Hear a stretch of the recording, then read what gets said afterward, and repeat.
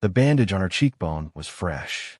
White gauze stark against Isla Chen's golden skin, secured with medical tape that hadn't yet begun to peel at the edges. Adrian Wolfe noticed it the moment she opened the front door of his Bel Air estate, her usual soft smile in place, her dark eyes carefully averted from his. "Good morning, Mr. Wolfe," she said, her voice steady despite the purple shadow blooming beneath the bandage. "Myra's having pancakes. I'll have her ready in 20 minutes." Adrian's hand shot out, catching the edge of the door before Isla could retreat into the safety of routine. His other hand still held his coffee, steam rising between them like a question neither wanted to answer. Isla, just her name.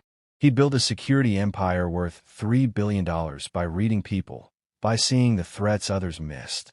And right now, every instinct he'd honed in military intelligence and perfected in corporate warfare was screaming danger. She finally met his eyes, and he saw it.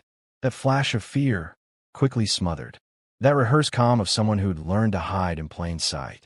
"It's nothing, Mr. Wolfe. I tripped on my apartment stairs. Clumsy." The lie was smooth, practiced. How many times had she told it before? "Daddy."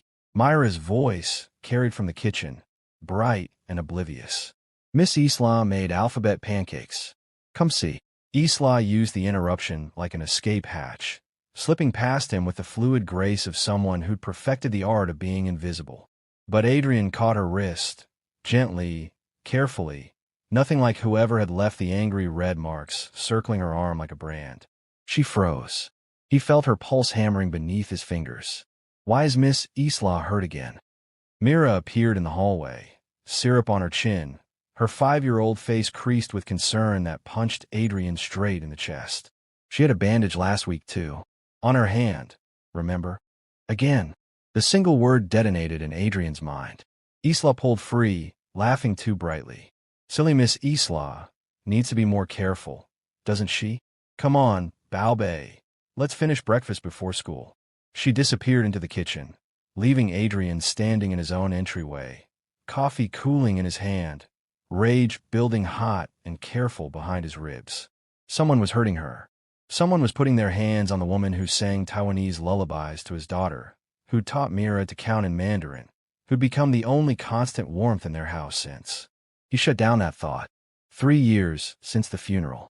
3 years of functioning, of being the father Mira needed, of building his company into something that could protect people. And he'd missed this. Missed the signs that someone under his own roof was in danger. Not anymore. Adrian set his coffee down with controlled precision and followed them into the kitchen. Mira was chattering about show and tell, but Isla's movements were careful, measured. She favored her left side. The bandage wasn't the only injury, just the only one she couldn't hide. He waited until Mira ran upstairs to brush her teeth. Then he closed the kitchen door. Quietly. No sudden movements. He knew fear when he saw it. "Isla, look at me." She kept her back to him, rinsing dishes that were already clean. "Mr. Wolfe, we really need to get Mira to school." "Who did this to you?" His voice was deadly calm, the same tone he used when negotiating with people who thought they could threaten his interests. The voice that made board members sweat and competitors reconsider. Her hands stilled in the soapy water. "I told you. I fell." "You're lying." He moved closer, saw her shoulders tighten. "The bruises on your wrist are finger-shaped. 4 fingers and a thumb. Someone grabbed you. Hard. Someone who's done it before. Please." The word was barely a whisper. "Please don't ask me this." Mira said again. "This isn't the first time." "How long?" Isla spun to face him, eyes blazing with something desperate and cornered. "It's none of your business. You take care of my daughter. You're my home. That makes it my business. I'm your employee, Mr. Wolfe. Nothing more. What happens in my personal life stops mattering the second someone hurts you." Adrian heard his voice rise and forced it level again. Forced himself to step back, to give her space, even though every instinct demanded he fix this now. "I run a security company, Isla. I know what abuse looks like. I know what terror looks like. And I'm seeing it in your eyes right now." Her laugh was broken, bitter. "Then you also know that men like you can't fix everything with money and connections. Some things." She touched the bandage, winced. "Some things don't have solutions. Everything has a solution. Not this." She moved toward the door, toward escape. "I need to take Mira to school." Adrian blocked her path. Not threatening. He kept his distance, kept his hands visible, but immovable. Let me help you. You can't. Try me. Mr. Wolfe. Adrian. It came out rougher than intended. When it's just us, call me Adrian. Please. Something flickered across her face. Surprise, maybe, or longing. Adrian, she said, and his name and her voice did something dangerous to his chest. You can't help because he'll never stop. And involving you, involving Mira. Her voice cracked. I won't put her at risk. I won't. The admission hung between them. She'd said he'd given Adrian a target without meaning to. Then quit, Adrian said, the solution crystallizing even as he hated it. Quit, and I'll give you 3 months severance. Enough to disappear, to start over somewhere he can't find you. Isla's eyes went wide. You're firing me? I'm giving you an escape. I don't want an escape. She stopped, jaw tight. I need this job. My mother in Taiwan, her medical bills. Mira needs stability, not another nanny leaving. And her voice dropped. I can't keep running. I've already run once. He found me anyway. The pieces clicked into place. You moved here to get away from him. She nodded once, sharp and pained. How long has he been in Seattle? 2 months. She wrapped her arms around herself. I thought I was safe. Thought I'd cover my tracks. But Tyler, he's relentless. Tyler. Adrian filed the name away, already mentally drafting the background check request he'd send to his head of security before lunch. Miss Isla. Mira thundered down the stairs. I'm ready. Can we go? I want to show everyone my raw collection. Isla's transformation was instant. The fear vanished behind a bright smile, the careful movements hidden beneath cheerful energy. She was good at this. Too good. How long had she been wearing masks? Let's go, Balbe. Say goodbye to your daddy. Mira launched herself at Adrian, and he caught her, breathing in the scent of children's shampoo and maple syrup. Love you, Daddy. Love you more, little star. He kissed her forehead, then met Isla's eyes over his daughter's head. This conversation isn't over. Yes, Mr. Wolfe, it is. But he saw the lie in the set of her shoulders, in the way her hand trembled as she took Myra's backpack. She wanted help. She was just too scared, or too proud, to ask for it. They left, and Adrian was already pulling out his phone before the door closed. Marcus, he said when his head of security answered. I need a full background check. Name's Tyler Morrison. Last known location San Francisco, currently in Seattle. And I want surveillance on. He caught himself. Stopped. He couldn't just, could he? Yes. Yes, he absolutely could. On Isla Chen, 27, Taiwanese national, work visa. She's being stalked by an ex. I want her protected. Discreetly. Discreetly means she won't know we're watching. Marcus said carefully. Boss, that's a gray area. I don't care. I want her safe. Your funeral. I'll have a report by the end of day. Adrian hung up and stared at the closed door. Somewhere out there, a man named Tyler thought he could hurt Isla with impunity. Thought he could terrorize her, mark her, make her flinch at footsteps. That ended now. Adrian Wolfe had built an empire on keeping people safe. He'd failed once. Failed to see the threat until it was too late, until Caroline was gone and Mira was asking why Mommy wouldn't wake up. He wouldn't fail again. Not this time. Not her. Isla's hand shook as she drove Mira to school. She gripped the steering wheel tighter, forcing steadiness into her fingers. Mira chattered in the back seat, oblivious, listing all the rocks she'd collected at the park last weekend. And Miss Isla, this one's called rose quartz. It means love. Do you have someone you love? The question lodged in Isla's throat like broken glass. I love you, silly girl. But like grown-up love. Like Daddy loved Mommy. Isla's eyes flicked to the rearview mirror. Myra's face was earnest, open. So different from the closed, frightened child she'd been when Isla first started 8 months ago. 8 months of slow trust building, of learning that Isla would show up, would stay, would keep promises. And now Tyler was going to ruin it. He always ruined everything. Love is complicated when you're grown up, Isla said carefully. Is that why you're sad sometimes? When you think no one's watching? Smart girl. Too smart. Just like her father. Adrian Wolfe. Even thinking his name felt dangerous. She'd spent 8 months maintaining perfect professional distance, ignoring the way her pulse kicked up when he walked into a room. ignoring how his rare smiles transformed his austere face into something devastating, ignoring how safe she felt in his house, how protected. That safety was an illusion. Adrian couldn't protect her from Tyler. No one could. She dropped Mira at school, watched her run toward her friends, and then sat in the parking lot with her phone buzzing. 5 texts, all from Tyler. I saw you this morning. Nice house. Rich boss. You trading up. Answer me, Isla. Don't make me come to the school. You know I will. We need to talk. Tonight. Usual place. Don't make this difficult. Isla's stomach twisted. The usual place meant the park 3 blocks from her apartment. The place where he'd cornered her 2 days ago, where he'd grabbed her face and slammed her against a tree when she tried to walk away. You think you can just leave me? He'd hissed, breath hot with alcohol. You think you're better than me now? Working for some billionaire, playing house with his kid? She fought. God, she fought. But Tyler was stronger, meaner, fueled by the rage that had always simmered beneath his charming surface. The surface she'd been stupid enough to fall for 3 years ago. The surface that cracked the first time he backhanded her for embarrassing him at a work party.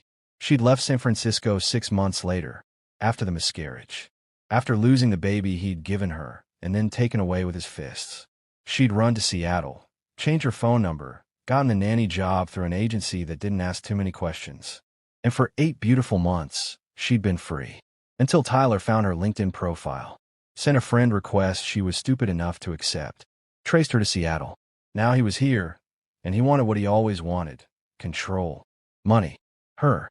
Isla deleted the texts and drove to the coffee shop where she had 45 minutes before her next job, cleaning a house in Capitol Hill. She'd taken 3 part-time jobs in addition to full-time nannying because her mother's cancer treatment was expensive and her father had died 2 years ago, leaving debt. The coffee shop was busy, anonymous. She ordered a green tea she couldn't taste and sat in the corner, making herself small. Her phone buzzed again. Not Tyler this time. Adrian, my head of security will be contacting you. Please cooperate. This isn't optional. Isla's heart stopped. She typed back with shaking fingers. Mr. Wolfe, with respect, you can't do this. His response was immediate. Watch me. 3 dots appeared. Disappeared. Appeared again. No one hurts people I care about. Not on my watch. People I care about. Isla stared at the words until they blurred. He care about her? Or was this just the protective instinct of a man who'd lost his wife and couldn't stand to see another woman hurt? Either way, it didn't matter. Tyler would see any interference as challenge. Would escalate. Would. Her phone rang. Unknown number. Miss Chen, this is Marcus Rivera, head of security for Wolfe Industries. Mr. Wolfe asked me to reach out regarding your situation. I don't have a situation. With respect, ma'am, you do. And we'd like to help. You can't. We've dealt with stalkers before. We have resources, legal connections. You don't understand. Isla's voice cracked. Tyler Morrison isn't some random stalker. He's connected. His family has money, lawyers. He got a domestic violence charge dropped with 1 phone call. He made a restraining order disappear like it never existed. Your resources won't scare him. They'll just make him angrier. Silence on the other end. Then, Miss Chen, I ran Tyler Morrison's background. He's dangerous. Multiple complaints from ex-girlfriends, all mysteriously withdrawn. A pattern of escalation. You're not safe. I know that. That's why I need Mr. Wolfe to stay out of this. Tyler's seeing me with powerful people, with wealth. She closed her eyes. It makes it worse. Makes me a prize to win instead of a person to forget. Adrian doesn't forget people in danger. The use of his first name, the quiet certainty in Marcus's voice. These men were loyal to Adrian Wolfe in ways that went beyond employment. Then tell him to forget me, Isla whispered. For his daughter's sake. For his own sake. Tyler is poison, and I won't let him touch the Wolfe family. She hung up before Marcus could respond. Blocked the number. Finished her tea that had gone cold. That night, she went to the park. Tyler was waiting, leaning against her favorite bench like he owned it. Owned her. He was handsome in that all-American way. Blonde hair, blue eyes, athletic build. The kind of face people trusted. The kind of smile that hid serrated edges. There's my girl, he said, and Isla's skin crawled. Knew you'd come. What do you want, Tyler? Same thing I've always wanted. You. Us. Together. He pushed off the bench, moved closer. This little game you're playing, running away, hiding behind your rich boss, it's cute. But it ends now. You come home with me. Back to San Francisco. We start over. There's no starting over. We're done. We've been done for years. His smile curdled. You don't get to make that choice. Actually, I do. It's called free will. He was on her in a second, hand locked around her throat, slamming her back against the tree. Isla couldn't breathe, couldn't scream. His face was close, lips pulled back from teeth. You left me. Made me look weak. Made me lose face with everyone who knew about us. His grip tightened. You owe me, Isla. For the years I wasted on you. For the kid you killed. You kill that baby. The words tore out of her, desperate and raw. You pushed me down the stairs. You. His fist connected with her ribs. The air exploded from her lungs. She collapsed, gasping, and he crouched beside her. Prove it, he whispered. Prove any of it. You can't. Because I'm smart, baby. I cover my tracks. And you. He brushed her hair back, almost tenderly. You're going to come back to me. Or I'm going to make your life hell. That little girl you nanny? Mira Wolfe. Pretty thing. Be ashamed if something happened to her at school.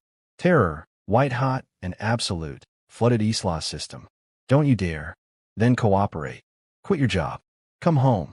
Or I start getting creative. He stood, left her crumpled against the tree, and walked away whistling. Isla lay there until her ribs stopped screaming, until she could breathe without sobbing. Then she pulled out her phone with shaking hands. She didn't call the police. She tried that before. Tyler's lawyers had made her look hysterical, unstable. The restraining order had lasted 2 weeks before mysteriously disappearing from the system. She didn't call her friend back in San Francisco. Tyler had isolated her from everyone who might have helped. She called the one number she'd been avoiding all day. Adrian answered on the first ring. Isla. He threatened Mira. The words came out broken. Tyler. He threatened your daughter. He knows where she goes to school. He said. She couldn't finish. Couldn't articulate the nightmare of Tyler's hands on that innocent child. Where are you? Adrian's voice was steel wrapped in ice. Summit Park. But Adrian, I'm quitting. Tonight. I'll disappear. He wants me, not Mira. If I leave, don't move. I'm 10 minutes away. No, you can't. 10 minutes. Stay on the phone with me. And God help her, she did.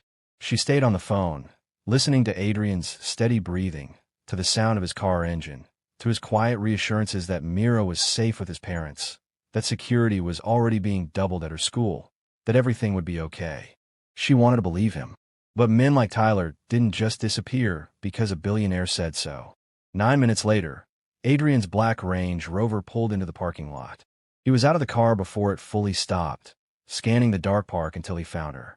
The look on his face when he saw her, crumpled against the tree, clutching her ribs, was something beyond rage. It was murder, cold and calculated. He crossed the distance in seconds, dropping to his knees beside her. Did he do this? Isla nodded, and Adrian's jaw turned to granite. Can you stand? I think so. He helped her up with infinite care, one arm supporting her waist, avoiding the injured ribs. Hospital? No. No hospitals. Questions I can't answer. Records Tyler can use against me. Isla, please. She met his eyes. Please. Just take me home. Let me get my things. I'll disappear tonight.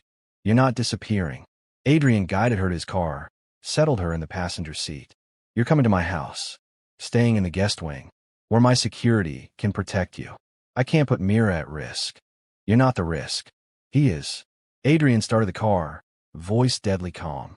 Tyler Morrison made a fatal mistake tonight. He threatened my daughter. He hurt you. And now he's going to learn what happens when someone threatens what's mine. The possessive pronoun should have frightened her. Instead, it felt like salvation. Isla closed her eyes and let Adrian Wolfe take control. For the first time in 3 years, she wasn't alone. Adrian's house at 2 a.m. was silent except for the hum of high-tech security systems and his own controlled rage. Isla was asleep in the guest room, or pretending to be. The doctor he'd called in discreetly, a friend, someone who asked no questions, had confirmed 2 cracked ribs, severe bruising, and signs of chronic stress. He'd given her pain medication and ordered rest. Adrian couldn't rest. He sat in his study with Tyler Morrison's file spread before him. Marcus had worked fast, compiling a dossier that made Adrian's blood boil. Tyler Morrison, 32. Family wealth from tech investments. Princeton educated. Charming. Manipulative. Dangerous. 3 ex-girlfriends willing to talk off the record about abuse. Domestic violence charge in San Francisco. Dropped when victim, Emily Santos, suddenly recanted and left the state. Restraining order filed by Isla Chen, mysteriously expunged from court records. Current employment. Venture capital firm owned by his uncle. Known associates. Several lawyers specializing in making problems disappear. Adrian's phone buzzed. Mark is calling. Tell me you have something, Adrian said without preamble. Found the lawyer who made Isla's restraining order vanish. James Kellerman. Works for Morrison's family firm. Paid off the right clerk. Buried the paperwork. It's all illegal, but proving it. I don't need to prove it. I need leverage. Boss, if you're thinking what I think you're thinking, I'm thinking Tyler Morrison threatened my daughter. I'm thinking he put his hands on Isla and broke her ribs. I'm thinking he needs to understand that touching what's mine has consequences. Adrian. Marcus's voice carried warning. Be smart about this. Men like Morrison have resources. Legal protection. So do I. Better resources. And unlike him, I don't need to operate in the shadows. Everything I do will be by the book. Legal. Airtight. Adrian's smile was cold. I'll destroy him with paperwork and lawyers and the truth. And when I'm done, Tyler Morrison won't have the resources or reputation to threaten anyone ever again. What do you need from me? Full surveillance. Every move he makes. Every person he contacts. I want to know what he eats for breakfast. And Marcus? Adrian's voice dropped. Make sure he knows he's being watched. Make him nervous. On it. Adrian hung up and turned to find Isla standing in his study doorway. She wore borrowed pajamas, his sister's, from the last time she'd visited, and looked impossibly small, impossibly fragile. You should be sleeping, he said gently. I can't.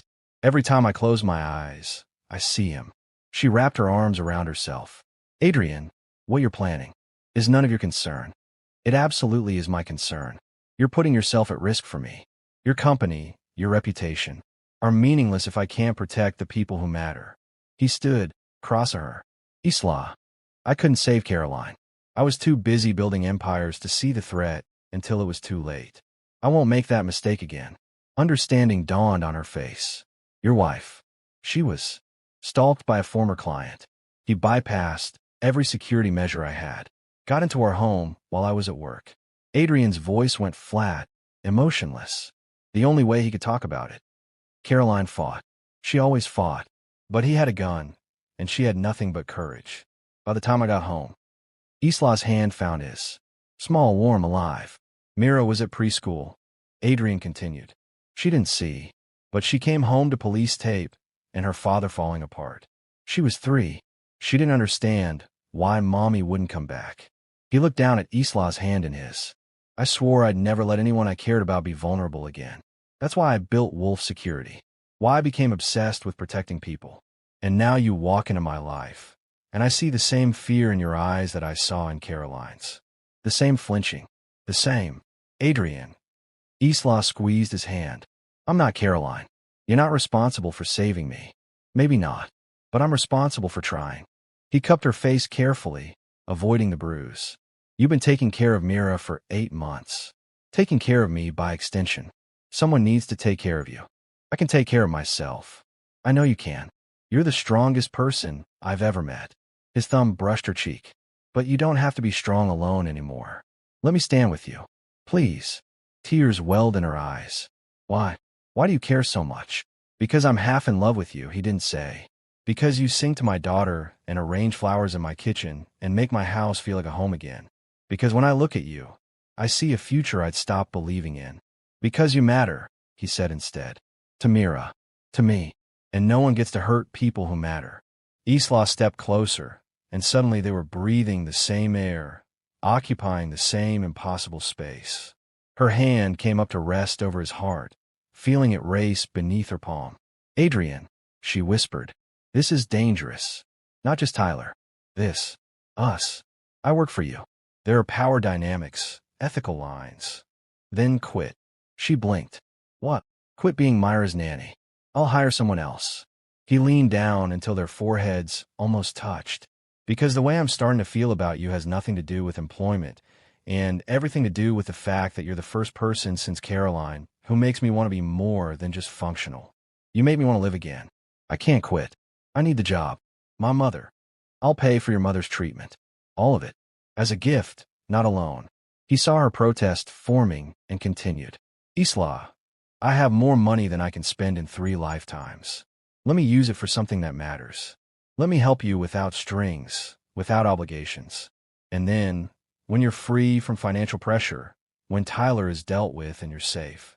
His hand slid into her hair, gentle and possessive. Then we can figure out what this is between us. Without complications. That's the most complicated proposition I've ever heard. I know, but I've never been good at simple. She laughed, soft and broken. Then she kissed him. It wasn't a simple kiss. It was desperate and grateful and terrified and hopeful all at once. Adrian kissed her back carefully, mindfully of her injuries, of her trauma, of all the ways this could go wrong.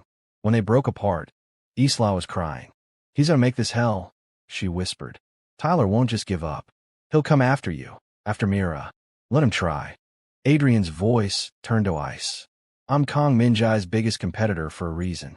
I don't lose. Ever. And Tyler Morrison just made the worst mistake of his life. He kissed her forehead, her temple, the corner of her mouth. Go sleep. Tomorrow we start fighting back. Together. Isla nodded and let him walk her back to the guest room. At the door, she turned. Adrian, thank you for seeing me, for not letting me be invisible anymore. You were never invisible, Isla. You were the only thing I could see. She slipped inside, and Adrian returned to his study, to the war he was planning. Tyler Morrison wanted to play dangerous games. Adrian Wolfe had spent 3 years preparing for this fight, and he never lost. Tyler Morrison received the first message at 7 a.m. A legal document, hand-delivered to his apartment by a courier who required signature confirmation. Cease and desist. Restraining order filed on behalf of Isla Chen. A list of documented incidents, witness statements, photographic evidence of injuries. The signature at the bottom. Adrian Wolfe, CEO, Wolfe Security Industries. Tyler crumpled the paper and laughed. So the billionaire wanted to play hero. Fine. He played this game before and won. By 9 a.m., he called his uncle's lawyers. By 10 a.m., they'd assured him the restraining order would be tied up in court for months. By 11 a.m., Tyler was parked outside Mira Wolfe's elementary school, taking pictures. Just to remind Isla who was really in control. Adrian got the alert at 11:47 a.m. Boss, we have a problem. Marcus's voice was tight. Morrison's outside Myra's school, just sitting in his car, watching. Adrian's blood turned to ice. Get a unit there now. I want him arrested for violating the temporary restraining order. It's not in effect yet. Judge hasn't signed off. Then make it in effect. I don't care what it costs. And Marcus? I want surveillance on him 24/7. Every move. Every breath. He gets within 500 feet of my daughter again. I want to know before he takes his next step. Adrian hung up and found Isla in the kitchen with his mother, who'd brought Mira home from school through a different entrance. Isla was teaching her Mandarin while making lunch, and the domestic scene should have been peaceful. But Isla's hand shook as she cut sandwiches. She knew something was wrong. Mom, can you take Mira to the playroom? Adrian asked. His mother, sharp-eyed Margaret Wolfe, who'd buried her daughter-in-law and helped her son survive, took one look at his face and nodded. Come on, sweetheart. Let's build that princess castle. When they were alone, Adrian told Isla about Tyler at the school. She went white. He's escalating. I told you he would, and I told you I'd handle it. You can't handle Tyler with money and lawyers. He doesn't care about legal consequences. He cares about winning, about owning me. Her voice cracked. Adrian, he'll hurt Mira to hurt me. We need to, I need to. You need to breathe. Adrian pulled her close, careful of her ribs. Tyler Morrison thinks he's playing chess. He doesn't realize he just walked into a war he can't win. What does that mean? Adrian's smile was cold. It means I've been making calls. To the women he's hurt before. To lawyers who specialize in what he's done. To journalists who love a story about privileged men getting away with abuse. He tilted her chin up. Tyler thinks he's untouchable. I'm going to prove him wrong. Legally, publicly, and permanently. That will take time. In the meantime, you and Mira stay here, where I have security, cameras, panic rooms. He stroked her hair. Where I can see you. Keep you safe.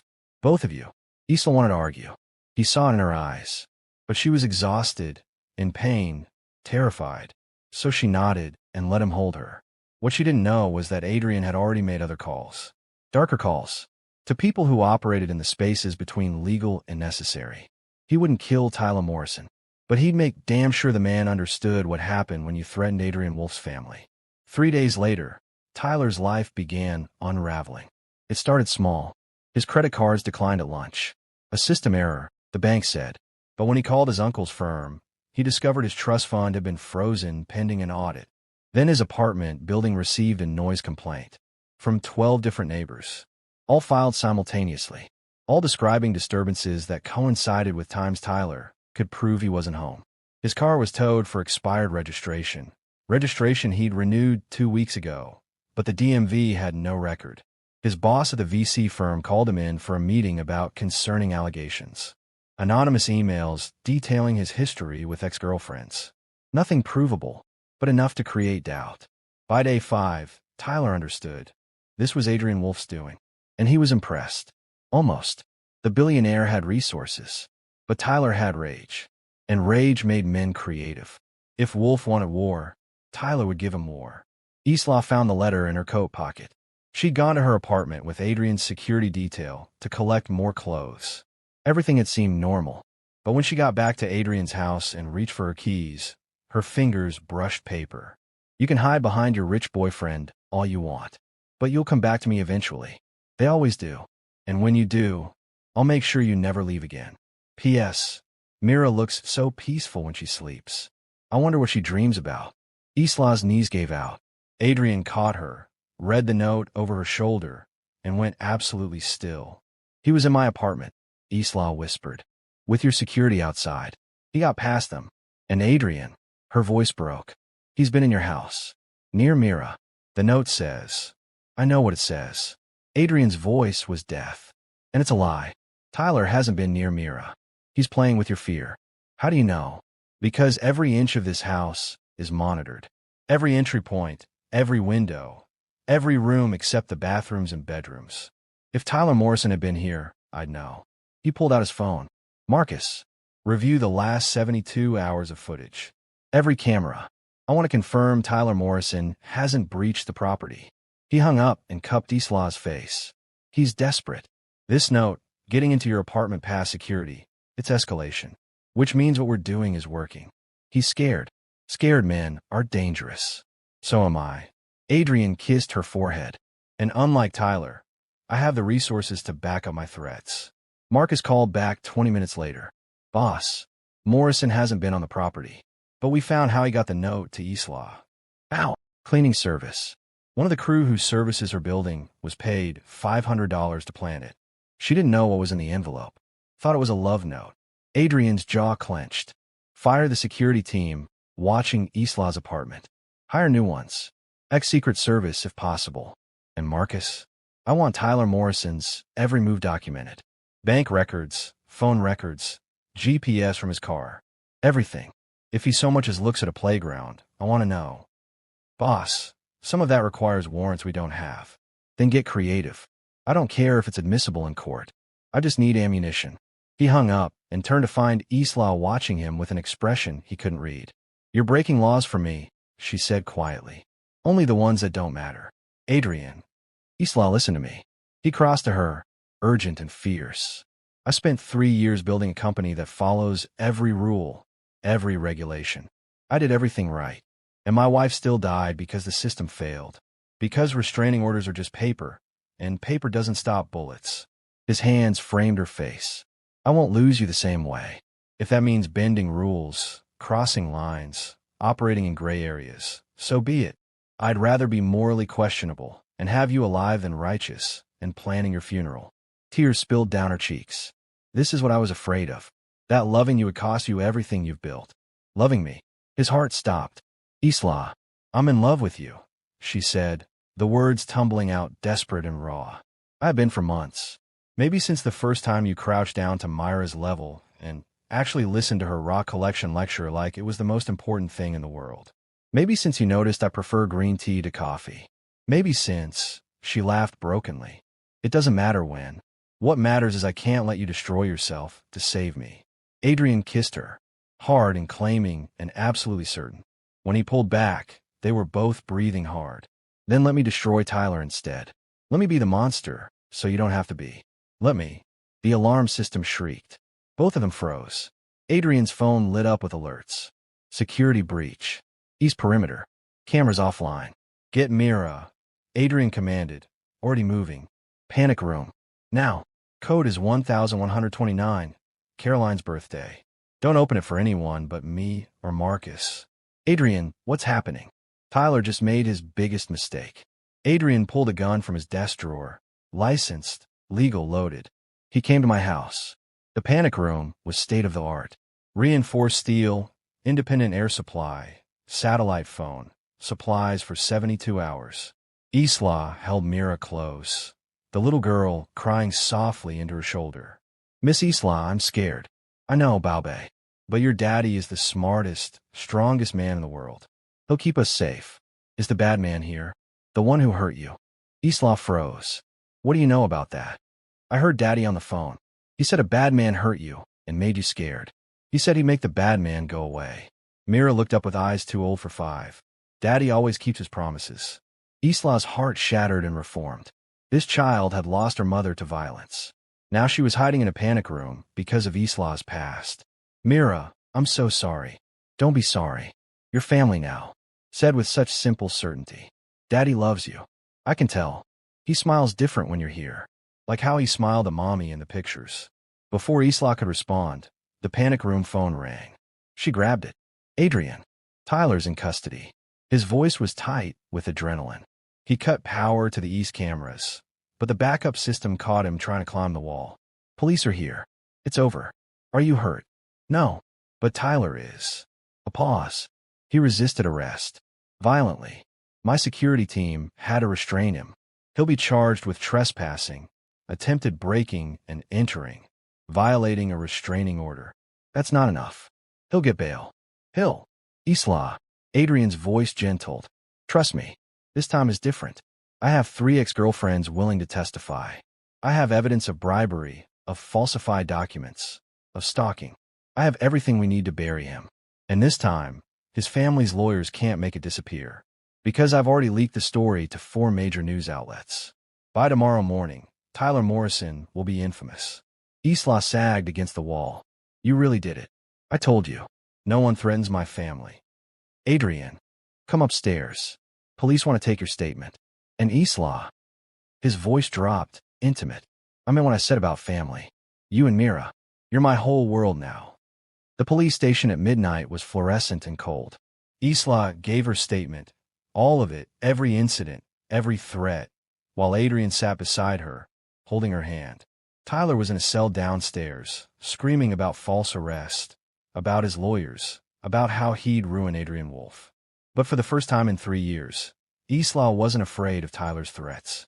Because Adrian Wolfe had done the impossible. He'd made her visible to the justice system. He'd made her matter enough that people listened, believed, acted. Miss Chen, we have enough for multiple charges, the detective said. Stalking, assault, trespassing, violating protective orders. With your testimony and the other victims, he's looking at serious time. He'll make bail. Not with his passport already flagged. Not with the judge seeing the evidence Mr. Wolfe compiled. The detective nodded to Adrian with something like respect. Your boyfriend did our job for us. Made our case airtight. He's not my boyfriend, Isla said automatically. Adrian's hand tightened on hers. Not yet. But I'm working on it. The detective smiled and left them alone in the conference room. Not yet. Isla turned to face him. Adrian, after everything, you need time. To heal. To process. To figure out who you are without fear. He stroked her cheek. I can wait. I'm very patient when something matters. I don't want you to wait. Isla, I've been waiting for 3 years. Waiting to feel safe. Waiting to breathe. Waiting to be seen. She stood, moved into his space. You see me, Adrian. You saw me when I was invisible. You fought for me when I'd given up fighting. You protected Mira like she is. Simple. Absolute. I don't know when it happened, but somewhere between alphabet pancakes and Mandarin lessons, you stopped being the nanny and became essential to both of us. I lost my job, you know, technically, when you made me quit. Then I'll hire you back. As something else. His smile was soft. As family. As the woman I'm falling in love with. As. Isla kissed him. There, in the cold police station, with her ex in a cell downstairs, and her future suddenly bright with possibility. As yours, she whispered against his mouth. If you'll have me. If I'll. Adrian laughed, the sound rusty and real. Isla Chen, I'd have you any way I could get you. As nanny, as friend, as lover, as wife. Wife is a bit premature. Is it? You pull back to look at her. Because I'm pretty sure I knew you were for me the day Mira asked if you were staying forever, and you said as long as you'll have me. I wanted to say forever. Wanted to promise you forever right then. Adrian. Tears again, but happy ones. You're intense, you know that. Only about things that matter. And you matter. More than anything except Mira. Maybe even. He stopped. No. Differently than Mira. You're both my world. Different parts of the same whole. That's the most romantic thing anyone's ever said to me. Then your standards are too low. He kissed her softly. I'll spend the rest of my life raising them. If you'll let me. I'll let you. She smiled against his mouth. But first, take me home. To our daughter. She's probably terrified. Our daughter. The words hung between them, perfect and right. Our daughter, Adrian repeated, testing the phrase. Yeah, I like that. They left the police station hand in hand. Tyler Morrison shouted threats from his cell, but they didn't look back. That chapter was closed. A new one was beginning. 6 weeks later, Isla awoke in Adrian's bed, their bed now, to sunlight and the sound of Mira singing in Mandarin downstairs. They'd taken it slow. Dates. Conversations. Therapy for Isla to process trauma. Family dinners where Margaret Wolfe alternated between grilling Isla about her intentions and teaching her family recipes. Mira had adjusted with the resilience of children. She called Isla Miss Isla in public and Mama when they were alone. The first time she'd said it, Isla had cried for an hour. Tyler's trial was in 3 weeks. His lawyers had tried everything. Character assassination, claims of false accusations, attempts to discredit the other victims. But Adrian's legal team was better, and the evidence was damning. Tyler Morrison was going to prison. For a long time. Isla still had nightmares. Still flinched at unexpected sounds. But Adrian was always there, steady, patient, reminding her she was safe. She rolled over to find him awake, watching her with that expression that still made her breath catch. Morning, he murmured. How long have you been staring? 10 minutes. Maybe 20. You're fascinating when you sleep. All those little expressions. Wonder what you dream about. You. Usually. She touched his face. And Mira. And this life that doesn't feel real yet. It's real. I promise. He pulled her closer, mindful as always of her healing ribs. And it's not going anywhere. Adrian, I need to tell you something. His expression shifted, concerned. What's wrong? Nothing's wrong. It's just. She took a breath. My mother. Her treatment. It's working. The doctors say she's responding well. She might actually beat this. Isla. That's incredible. It's because of you. The specialist you found. The treatment center. I just made calls. You're the one who kept her fighting. You and your love. He kissed her forehead. How do you feel about visiting her? Taking Mira to meet her grandmother. Isla's eyes filled. You do that? Fly to Taiwan. I'd fly anywhere with you. And Mira needs to know her heritage. Her other grandmother. Needs to see where you come from. He smiled. Plus, I have some business in Taipei. Expanding Wolf security to Asia. Could use a consultant who speaks fluent Mandarin and knows how to spot threats before they escalate. Are you offering me a job? I'm offering you a partnership. In business. In life. In everything. He reached into the nightstand, pulled out a small box. Which brings me to what I wanted to ask you. Isla's heart stopped. Adrian. Not a proposal. Not yet. You need more time, and I respect that. He opened the box to reveal a delicate necklace. A jade pendant carved with the character for family. But I wanted you to have this. To know that regardless of timelines or official titles, you're already family. You and me and Mira. We're already a unit. Already whole. Isla couldn't speak, just nodded as he fastened the necklace around her throat. Take all the time you need, Adrian whispered. But know that whenever you're ready, 5 months or 5 years, I'll be here, waiting, loving you, building a life with you. What if I'm ready now? He pulled back, searching her face. Isla, what if all the time I needed was time to realize I've been choosing you since the moment you saw my bandage and decided I mattered? She kissed him softly. What if I don't want to wait anymore? Then we don't wait. His smile was brilliant. But I'm doing this properly, with romance and planning and... Daddy, Miss Isla, breakfast is ready. Grandma made pancakes. Myra's voice carried up the stairs. They looked at each other and laughed. Later, Adrian promised. I'll do this properly later. With Mira there. Because she's part of this too. She's the best part. Isla agreed. They went downstairs hand in hand, to family breakfast and Myra's chatter and Margaret's knowing smiles. To the life that had seemed impossible 6 weeks ago. To home. Tyler Morrison's trial lasted 3 weeks. Isla testified on day 4, with Adrian sitting in the gallery, his presence a steady anchor. She told the truth. All of it. The abuse, the manipulation, the miscarriage he'd caused. The years of fear. Tyler's lawyers tried to break her. Failed. Because Isla wasn't the terrified woman who'd hidden bruises anymore. She was someone who'd been seen, protected, loved, and that made her unbreakable. The other victims testified too. Emily Santos, who'd fled to Oregon. Jennifer Wu, who dropped charges after Tyler's family threatened her career. Maria Gonzalez, who'd been too scared to come forward until Adrian's investigators found her. Together, their voices were undeniable. The jury deliberated for 6 hours. Guilty on all counts. Tyler Morrison got 12 years. With his record, he'd serve at least 8. 8 years for Isla to build a life without fear. 8 years for his other victims to heal. 8 years before they'd have to think about his release. It wasn't perfect, but it was justice. That night, Adrian took Isla and Mira to the beach house he owned in Malibu. Just the 3 of them, away from reporters in the aftermath of the trial.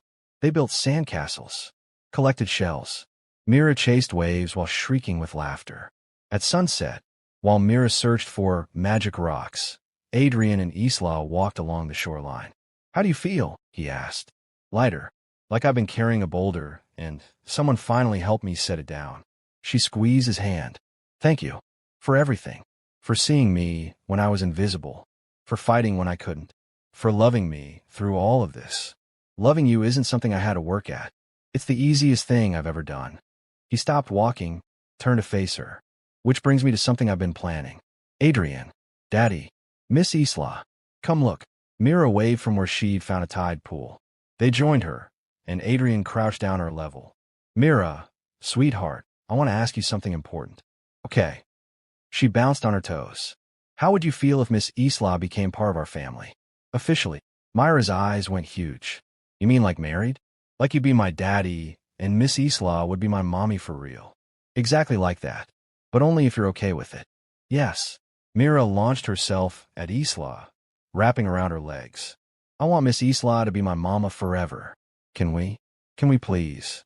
Isla looked at Adrian over Myra's head, eyes shining with tears.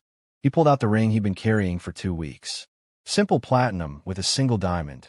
Elegant, unfussy, perfect for the woman who'd never cared about ostentation. Isla Chen, he said, dropping to one knee in the wet sand. I know this is fast. I know we've been through hell. I know you might need more time. But I also know that life is short and uncertain, and I don't want to waste another second not being officially, legally, permanently yours. He took her hand. Will you marry me? Will you be Myra's mother, and my wife, and my partner and everything? Will you let me spend the rest of my life proving you're the best decision I ever made? Isla looked at this man who'd seen her when she was invisible, who'd fought for her when she'd given up, who'd given her back her voice, her safety, her future, who'd loved her broken and loved her healing and would love her whole. Yes, she whispered. Then louder. Yes. Yes. 1,000 times yes. He slid the ring on her finger and stood, lifting her off the ground and spinning her while Mira cheered and the sun set over the Pacific in shades of gold and pink. I love you, Adrian said against her mouth. I love you. Both of you. My whole world. We're your family now, Mira announced, taking both their hands. Forever and ever and ever. Forever and ever. Isla agreed, looking at Adrian over their daughter's head. Their daughter. Their family. Their forever. The bandage on her face had been the beginning of everything. The moment Adrian Wolfe looked at her and decided she mattered. And now, standing on a beach in Malibu with a ring on her finger and a little girl between them, Isla understood. She'd always mattered. She just needed someone to see her clearly enough to prove it. 2 years later, the house in Bel Air was full of laughter. Isla Wolfe, still getting used to the name, stood in the kitchen of their home, making Myra's favorite Taiwanese breakfast. Her mother, Li Ming, visited from Taiwan where her cancer had been in remission for 18 months, helped with the cooking while chattering in Mandarin.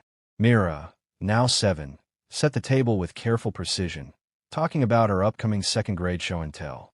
I'm bringing the picture of our family trip to Taipei, and the story about how Daddy saved Mama from a bad man. Maybe a less dramatic story, Isla suggested gently. But it's true. Daddy's a hero. Adrian walked in, their 6-month-old son Kai on his hip, and smiled. What's this about me being a hero? Myra's show and tell is getting creative, Isla said, kissing her husband good morning. He'd never gotten used to that either. Having someone to kiss good morning, someone to come home to, someone to build a life with. After Caroline, he'd thought that part of him was dead. Isla had brought him back to life. I'm not a hero, Adrian told Mira, sitting down with Kai. I just did what anyone should do. Protect the people they love. That's what heroes do, Daddy. Li Ming Lova. Smart girl. Like her mother. Her mother's. Isla corrected. Plural. She'd never replace Caroline in Myra's heart. Never wanted to. But there was room for both. Room for the mother Mira had lost and the mother she'd gained. After breakfast, Adrian pulled Isla aside while Li Ming took the kids to the garden. Marcus called. Tyler's up for parole next month. Isla's breath caught. But then Adrian's arms came around her, solid and safe. His victims are all prepared to testify against release. My lawyers have everything ready. He's not getting out, Isla. Not yet. Not for years still. He kissed her temple. And even if he did eventually, he can't touch you. Can't touch our family. You're not alone anymore. You're never going to be alone again. She believed him. After 2 years of marriage, of therapy, of building a life where she felt safe and seen and cherished, she believed him completely. I'm not scared anymore, she realized. I thought I would be. Thought hearing his name would send me back to that place of fear. But Adrian, I'm not scared. Because you're strong. You've always been strong. You just needed time to remember. No, because I'm not alone. Because I have you and Mira and Kai and my mother and Margaret. She touched the jade pendant she still wore every day. Because I have family. Real family. The kind that stays. From the garden, Myra's laughter rang out, followed by Kai's baby giggles and Li Ming's delighted exclamations. That's everything, Adrian said softly. Right there. That sound. That's everything I never thought I'd have again. Me too. They stood in the doorway, watching their family, and Isla thought about the bandage on her face 2 years ago. The moment that had changed everything. The moment Adrian Wolfe had looked at her and decided she was worth protecting, worth seeing, worth loving. She'd been invisible for so long, but not anymore. Now she was exactly where she belonged. Seen, safe, cherished, and home. Adrian's arm tightened around her waist. What are you thinking? That I should write Tyler a thank you note. He pulled back, shocked. What? If he hadn't been a monster, I'd never have ended up here. Never have found you. Never have become Myra's mother or Kai's mother or your wife. She smiled. So in a twisted way, his abuse led me to the greatest love of my life. That's very evolved of you. Don't worry. I'm not actually sending the note. She kissed him. But I am grateful. For all of it. Even the painful parts. Because they led me here. To you. To this. To us. Adrian corrected. To us, Isla agreed. And there, in the home they'd built together, with the family they'd formed from brokenness and healing, Isla Chen Wolfe was finally, completely, perfectly whole. The bandage was long gone, but the love it had revealed, that was forever.